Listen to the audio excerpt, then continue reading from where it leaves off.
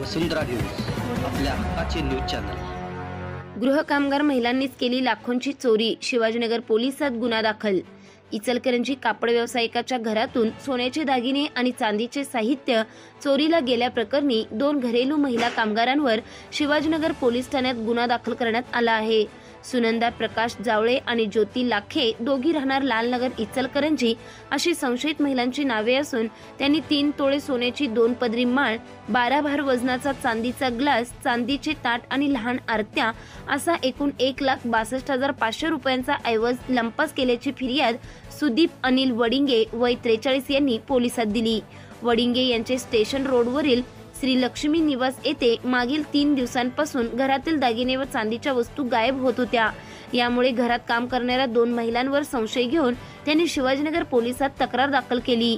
पोलिसांनी तात्काळ कारवाई करत सुनंदा जावळे व ज्योती लाखे या दोघींवर गुन्हा दाखल करून चौकशी सुरू केली आहे।